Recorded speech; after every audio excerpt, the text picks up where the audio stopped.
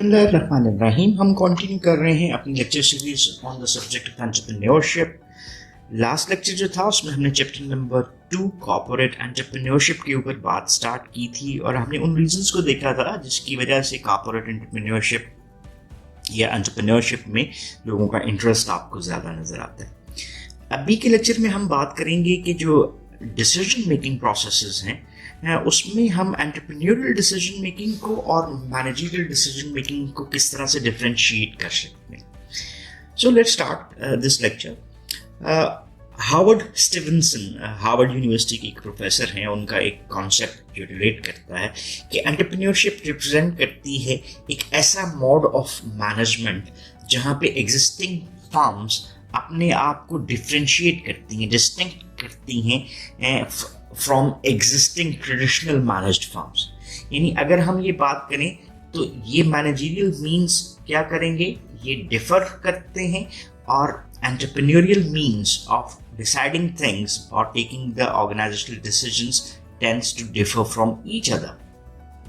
सो उन्होंने ये जो डिफरेंस क्रिएट करने की बात की उसको वो किसके साथ रिलेट करते हैं, डिफरेंट फैक्टर्स के साथ रिलेट करते हुए नजर आते हैं। तो ये डिफरेंट फैक्टर्स क्या हो सकते हैं, इसको अंडरस्टैंड करना हमारे लिए निस्बतन ज़रूरी बनता है। So let's discuss those different factors.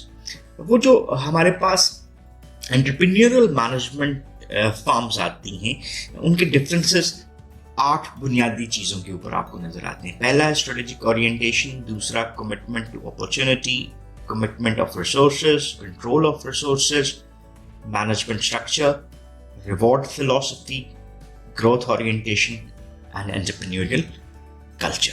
सो ये हमारे पास एक उसने चार्ट दिया हुआ है जहाँ पे वो कॉन्सेप्चुअल डायमेंशन को लेता है। ये हमारे पास जो 8 डिफरेंट कॉन्सेप्चुअल डायमेंशंस नजर आ जाती हैं। और देन हमारा एंटरप्रेन्योरियल फोकस क्या है और एडमिनिस्ट्रेटिव फोकस क्या होता है। सो इस डायग्राम को या इस टेबल को हम थोड़ी देर ठहर के डिस्कस करते हैं at the end of the lecture. Before that we have to understand the conceptual dimensions क्या हैं, इनकी अंडरस्टैंडिंग हमारे लिए बहुत ज़्यादा ज़रूरी है। So let's start these dimensions. पहली डायमेंशंस जो आपको नज़र आती है वो है स्ट्रेटेजिक ओरिएंटेशन। इसको अंडरस्टैंड करते हैं ये क्या होती है। और देन सेकंड डायमेंशन हमें जो नजर आती है वो है that is the commitment to opportunity. ये जो पहले 2 फैक्टर्स हैं ये हेल्प करते हैं हमें डिस्टिंग्विश करने में कि जो एंटरप्रेन्योरियली मैनेज्ड फर्म्स हैं वो किस तरह से ट्रेडिशनली मैनेज्ड फर्म्स के स्ट्रेटेजिक इश्यूज से डिफर करती हैं। सो पहली चीज स्ट्रेटेजिक ओरिएंटेशन है क्या। यहाँ पे इसको डिफाइन करते हैं what is strategic orientation. As the name shows strategic orientation हम किसको कहते हैं, ओरिएंटेशन का मतलब है किसी भी चीज को जानना, और स्ट्रेटेजिक का मतलब क्या है, that is long term. So a focus on those factors that are inputs into the formulation of the firm's strategy.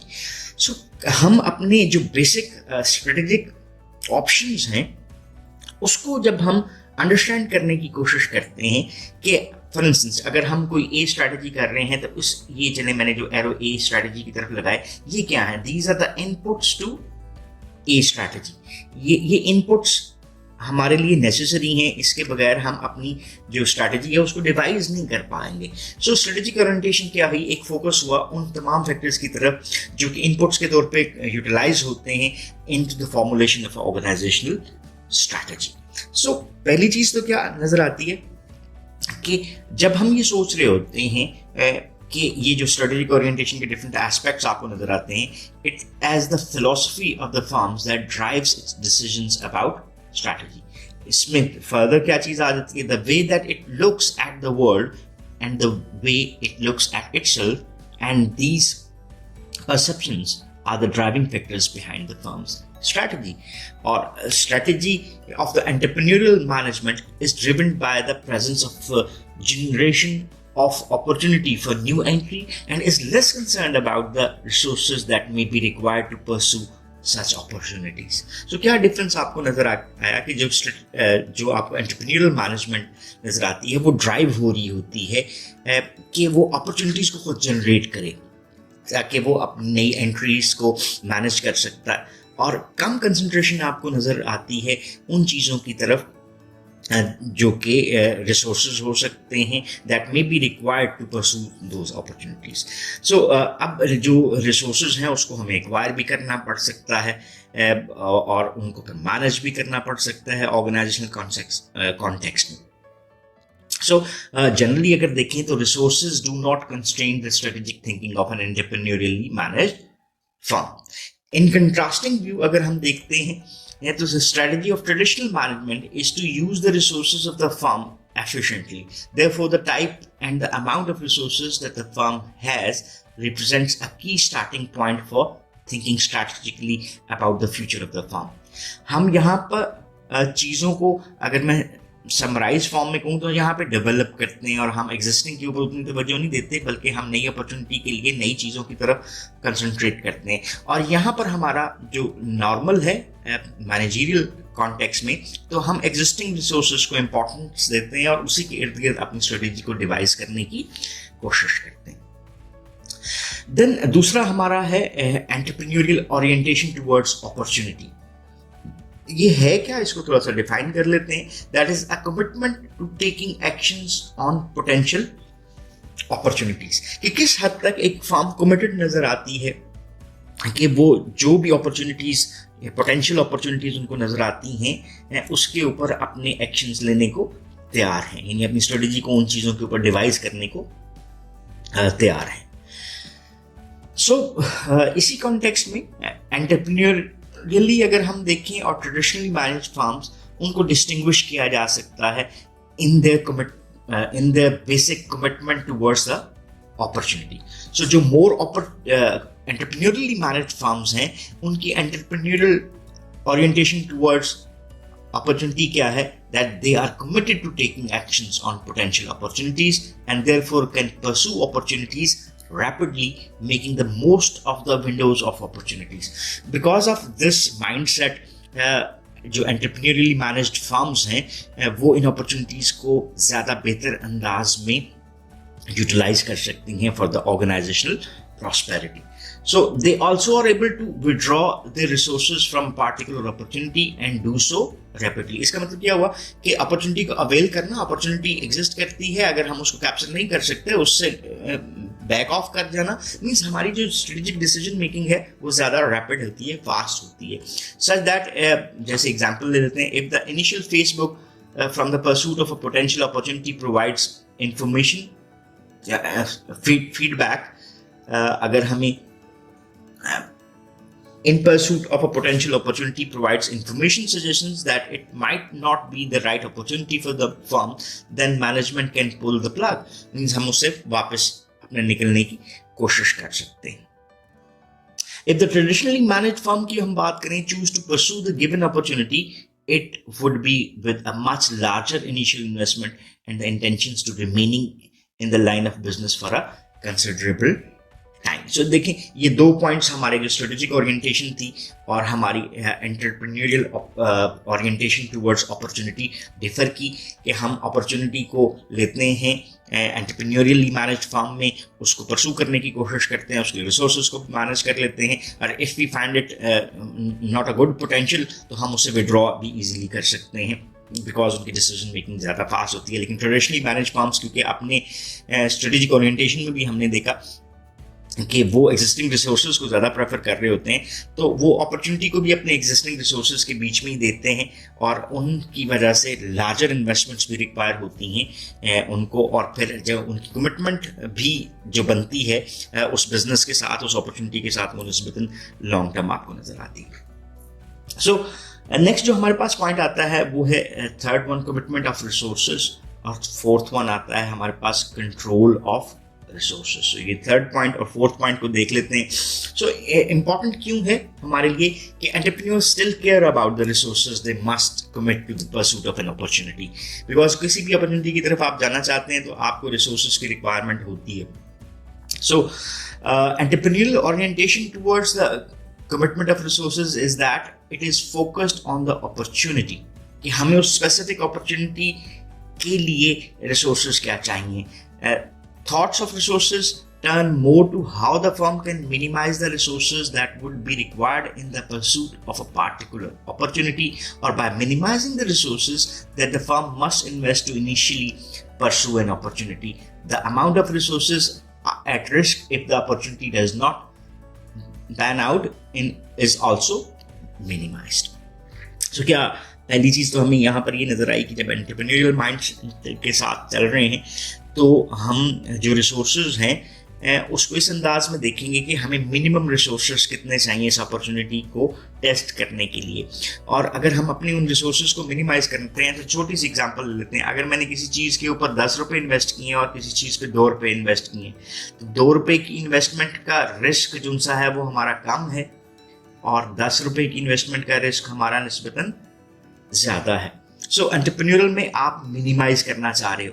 अब मिनिमाइज हम कैसे कर सकते हैं? जैसे हम टेस्टिंग की बात करते हैं कि मैं किसी भी चीज़ को अपने स्कोप में लिमिटेड रखते हुए उसको टेस्ट करता हूँ और फिर देखता हूँ कि if this opportunity tends to be prosperous for us, तो फिर मैं उसको एक्सपेंशन की तरफ लेकर जा सकता हूँ.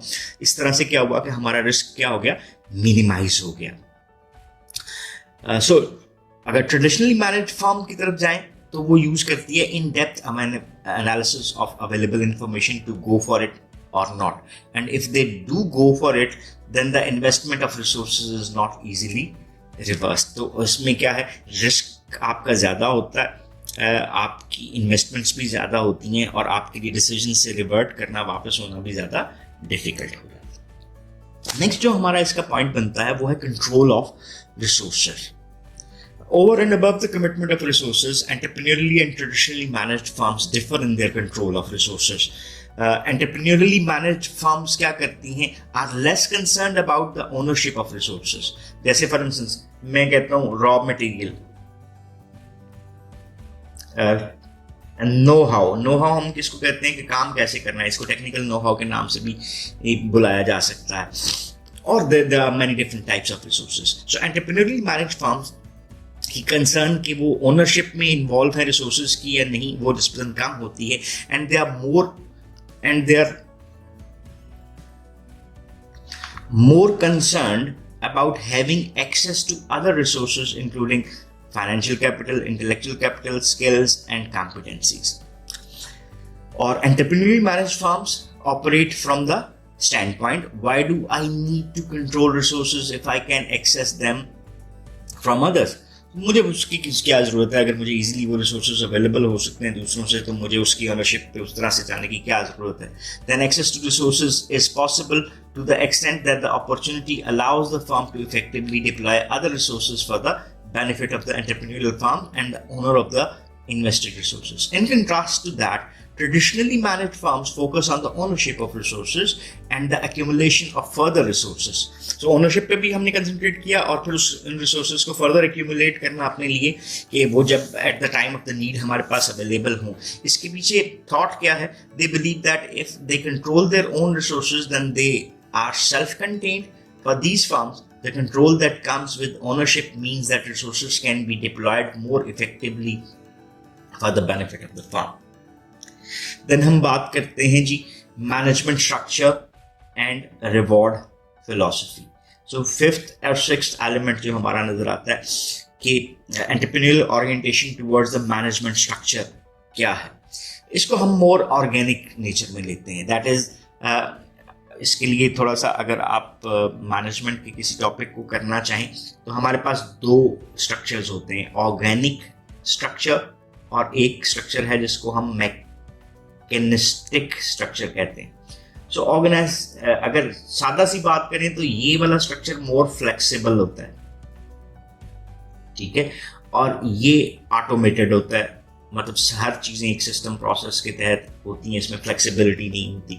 सो जो entrepreneurial orientation towards management structure है वो मोर ऑर्गेनिक है. That is the organisation structure has few layers of bureaucracy between top management and the customers and typically has multiple information communication channels. दो स्ट्रक्चर आपके लिए बनाता हूँ.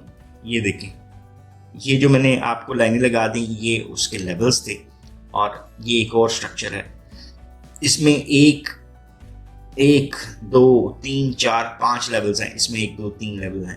इसका मतलब है ये अगर आपकी टॉप मैनेजमेंट है और ये कस्टमर है, तो इसमें कस्टमर और टॉप मैनेजमेंट में फासला कम है और इसमें ज़्यादा है। इसका मतलब इसमें स्लो डिसीजंस होंगे और इसमें डिसीजन मेकिंग निस्बतन फास्ट हो सकती है। कम्युनिकेशन लाइंस इसमें कम है तो फास्ट कम्युनिकेशन होगा, इसमें स्लो कम्युनिकेशन होगा। तो मैंने आपको थोड़ा सा बैकग्राउंड दे दिया।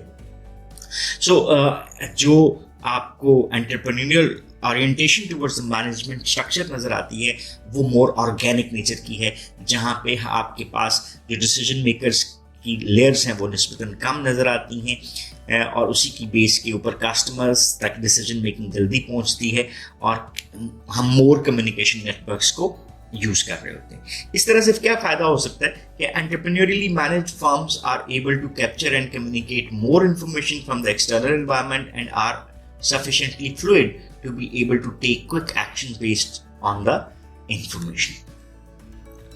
Additionally, अगर हम बात करें तो entrepreneurially managed firms are more structured to make use of both their internal networks or then external networks. Internal networks किसको कहते हैं? ये है through informal communication channels and external networks जिसमें आपके पास external इंफॉर्मेशन की बेसिस आ जाती हैं, जैसे बायर्स हैं, सप्लायर्स हैं, फाइनेंशियल इंस्टीट्यूशंस हैं। इसकी वजह से फ़ायदा क्या होता है कि आपको इंफॉर्मेशन मिलती है और other resources important in the generation and exploitation of opportunity.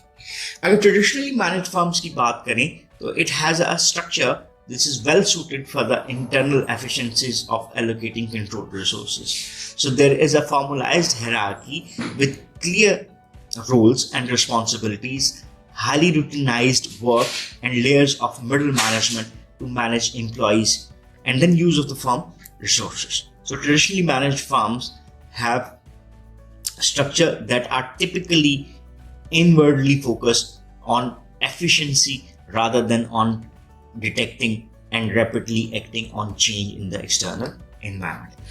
More आपने इसको क्या कह दिया, formal structure, जहाँ पे आप क्लियर कट चीज़ों को यूज करते हुए नज़र आते हैं। जैसे हमने यहाँ पे फॉर्मलाइज हायरार्की का लफ्ज़ यूज़ किया, क्लियर रोल्स एंड रिस्पॉन्सिबिलिटीज़ हैं, रूटीन वर्क होता है। आपको if you want to study it further तो आप कुछ बेसिक कॉन्सेप्ट्स हैं उसको अंडरस्टैंड कर सकते हैं कि स्ट्रक्चर के ये 5 एलिमेंट आपको मिलते हैं। जैसे हमारे पास आ जाता है work specialisation, departmentalization, span of control, chain of command, centralization versus decentralization और ये 6 फैक्टर फॉर्मलाइजेशन। ये सेट चीज़ें आपको इस तरह से मिलती हुई दिखाई देती हैं। सो नेक्स्ट हमारे पास जो पॉइंट आता है उसको हम अगले लेक्चर में डिस्कस करने की कोशिश करेंगे। अभी के लिए इसको यहाँ तक कंक्लूड करते हैं। हमने बेसिकली देखने की कोशिश की इस लेक्चर में कि हमारे पास managerial versus entrepreneurial decision making किस तरह से डिफर करती है। और हार्वर्ड यूनिवर्सिटी के प्रोफेसर हार्वर्ड स्टीवनसन ने कहा कि entrepreneurship represents a mode of managing an existing firm that is distinct from the way existing firms are traditionally managed. आप उसने 8 फैक्टर्स को आइडेंटिफाई किया जिसमें strategic orientation, commitment to opportunity, commitment of resources, control of resources, management structure. तो इन 5 को तो हमने इस लेक्चर में कवर कर लिया, पार्शली 5वां फैक्टर हुआ। और देन फिर हम नेक्स्ट लेक्चर में बात करेंगे reward philosophy, growth orientation, entrepreneurial culture के ऊपर। और साथ ही साथ हम इस एक जो हमारे पास टेबल आता है इसको इन डेप्थ अंडरस्टैंड करने की भी कोशिश करेंगे, though we are doing the same, जो कि हम इन कंसेप्चुअल डायमेंशंस जो हमने यहाँ पर देखी उनको अंडरस्टैंड कर रहे हैं ताकि फिर हम इसको ब्रॉडर सेंस में देख सकें। So that is all about this lecture. If you still have any question or queries, so you can ask in the comment section and we would definitely love to answer those. So once again, thanking you. Have a nice time. Allah Hafiz.